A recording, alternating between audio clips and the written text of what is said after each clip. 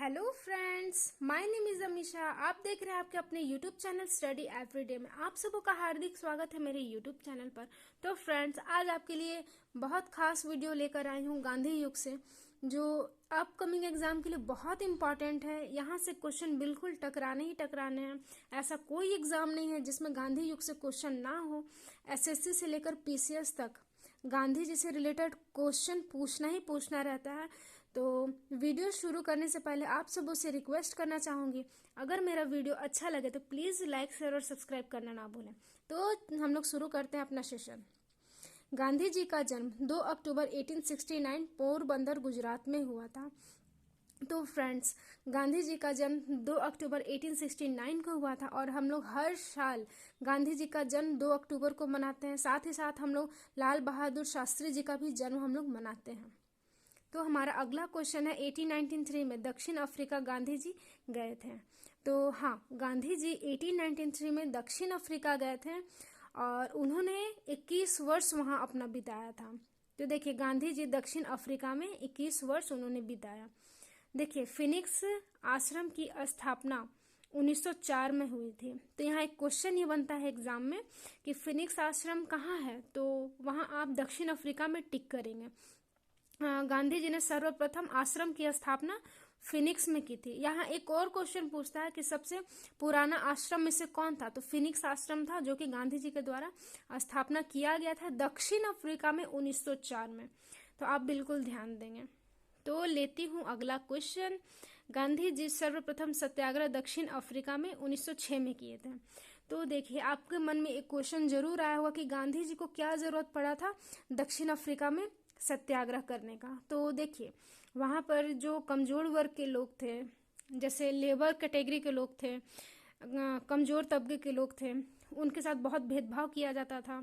उनको सड़क पर, सार्वजनिक सड़क पर शाम के बाद जाने का रास्ता बिल्कुल परमिशन नहीं था। सड़क पे जाने का मेडिकल फैसिलिटीज़ नहीं था। हर जगह कुआं का पानी उन लोग यूज़ नहीं कर सकते थे। बहुत सारा रिस्ट्रिक्शन उन लोग पे लगा हुआ था। तो सर्वप्रथम गांधी जी ने दक्षिण अफ्रीका में उन्होंने सत्याग्रह किया। तो हम लोग चलते हैं अपने अगले क्वेश्चन की ओर। गांधी जी 9 जनवरी 1915 को भारत आए। तो देखिए, आज तक हम लोग 9 जनवरी को हम लोग प्रवासी दिवस मनाते हैं, क्योंकि गांधी जी दक्षिण अफ्रीका से आज ही की तारीख में लौट कर आते हैं 9 जनवरी 1915 को। तो चलती हूँ अपने अगले क्वेश्चन की ओर। गांधी जी को कैसरे हिंद की उपाधि 1915 में मिली थी। तो देखिए, गांधी जी को कैसरे उपाधि मिली थी 1915 में और इन्होंने लौटा भी दिया था रॉलेक्ट एक्ट के बाद। वहाँ जो जालियांवाला बाग हत्याकांड हुआ था, तो उन्होंने 1919 में अपना कैसरे हिंद की उपाधि उन्होंने लौटा दी थी रॉलेक्ट एक्ट के बाद। वहाँ जो जालियांवाला बाग हत्याकांड हुआ था उसके बाद उन्होंने ये कैसरे हिंद की उपाधि लौटा दी थी। तो हमारा अगला क्वेश्चन है 1916 बीएचयू की स्थापना में सर्वप्रथम गांधी जी ने भाषण दिया था। तो जब गांधी जी 1915 में भारत लौट कर आए थे, तो उन्होंने सर्वप्रथम यही भाग लिया था। मतलब वो बीएचयू की स्थापना में सर्वप्रथम वो शामिल हुए थे और वहीं अपना सर्वप्रथम भाषण भी दिए थे। ये क्वेश्चन एग्जाम में आया था, ईपीएफओ के एग्जाम में, जो 2022 में एग्ज़ाम जो हुआ था, उसमें ये 2021 के एग्ज़ाम ईपीएफओ में डायरेक्ट ये क्वेश्चन पूछा गया था कि गांधी जी ने सर्वप्रथम भाषण अपना कहाँ दिया था। तो वो सर्वप्रथम भाषण उन्होंने 1916 में दिया था बीएचयू में आकर। तो ये क्वेश्चन डायरेक्ट पूछा गया था ईपीएफओ को एग्ज़ाम में। तो हमारा अगला क्वेश्चन है, भारत में गांधी जी का सर्वप्रथम सत्याग्रह चंपारण बिहार 1917 में संपन्न हुआ। तो देखिए, गांधी जी जब भारत लौट कर आए थे और उन्होंने 1916 का एक लखनऊ अधिवेशन हुआ था, जिसमें अंबिका चरण मजूमदार जी अध्यक्षता वहाँ के कर रहे थे कांग्रेस का। तो बिहार से राजकुमार शुक्ल जी 1916 का अधिवेशन में गए थे, जहाँ गांधी जी भी पहुँचे हुए थे।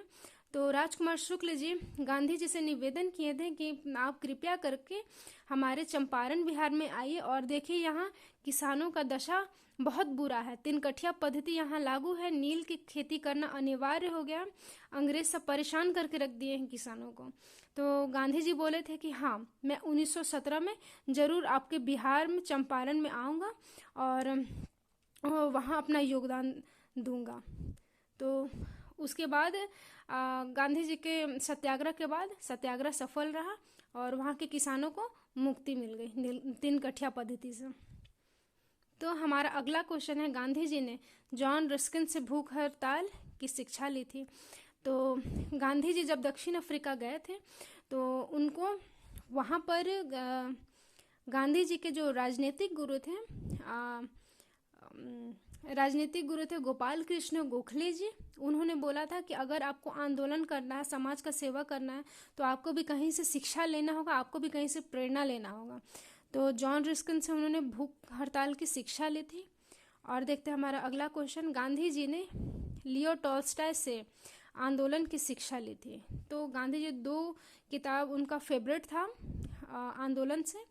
तो उन्होंने से जॉन रस्किन से भूख हड़ताल की प्रेरणा ली थी और टॉल्स्टॉय से आंदोलन की उन्होंने शिक्षा ली थी।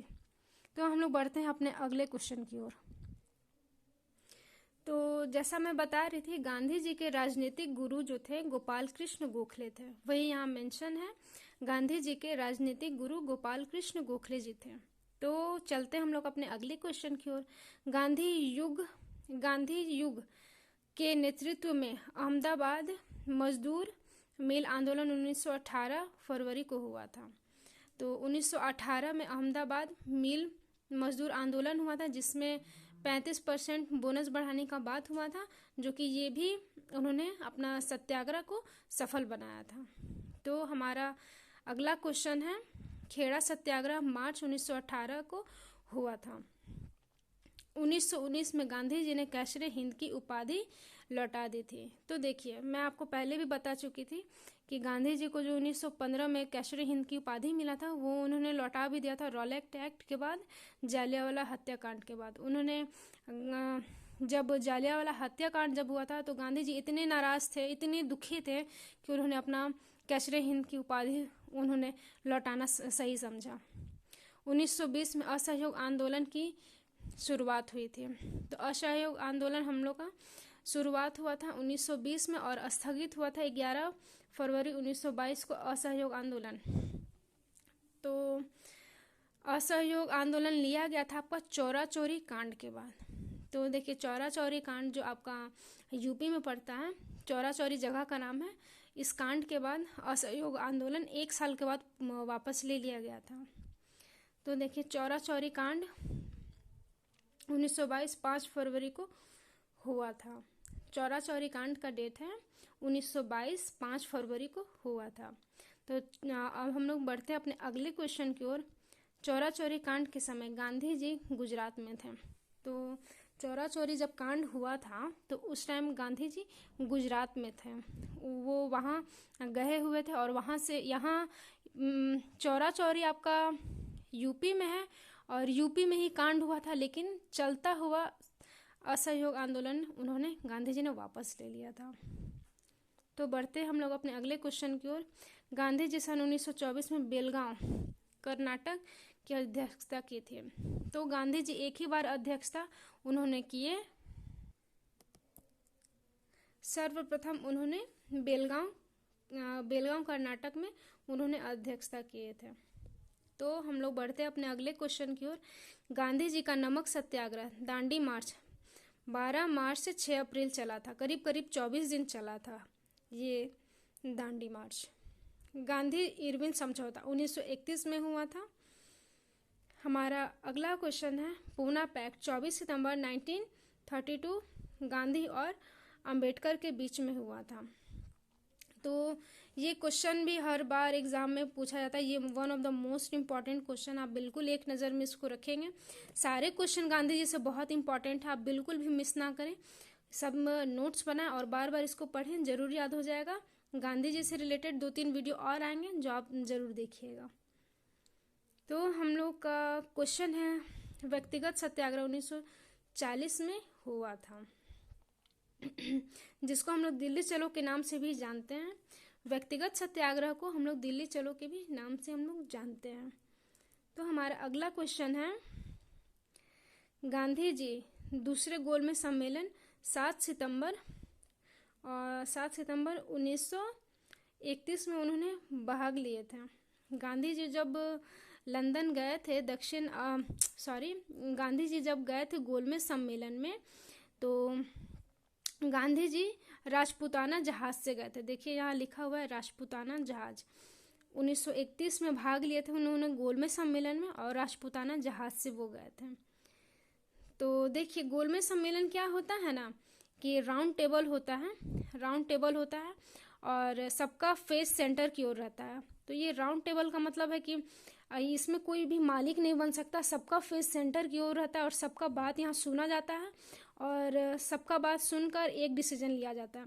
लेकिन ये जो स्क्वायर टेबल है, रेक्टेंगल टाइप का जो टेबल है, उसमें एक कोई हेड होता है, यहाँ सुनता है सबका है, लेकिन वो जो हेड है वो करता है अपना है। इसीलिए यहाँ गोलमेज सम्मेलन रखा गया कि यहाँ सबका बात सुना जाएगा और सबका बात सुनकर कोई एक सहमति पर यहाँ फैसला लिया जाएगा। इसी को गोलमेज बोला जाता है, गोलमेज सम्मेलन, जहाँ सबका बात रखा जाता है और सबका बात सुनकर एक निर्णय लिया जाता है। तो हमारा सबसे अंतिम क्वेश्चन है, देखिए 30 जनवरी 1948 को गांधी जी को नाथूराम गोडसे ने गोली मारी थी। तो ये बहुत दुखद रहा था। 30 जनवरी को 1948 को गांधी जी को नाथूराम गोडसे ने गोली मारी थी। तो गांधी जी को तो इन्होंने मार डाला था गोली मारकर, लेकिन इनको भी अगले साल 1948 में नाथूराम गोडसे को इनको भी फांसी की सज़ा सुनाई गई थी। तो फ्रेंड्स, आज का वीडियो यहीं तक। अगर आपको अच्छा लगा हो तो प्लीज़ लाइक, शेयर और सब्सक्राइब करना ना भूलें। मैं आपके लिए बहुत सारे इन्फॉर्मेशनल वीडियो और स्टडी मटेरियल लेकर आऊँगी आपके एग्ज़ाम से रिलेटेड। तो तब तक के लिए thank you so much for watching this video.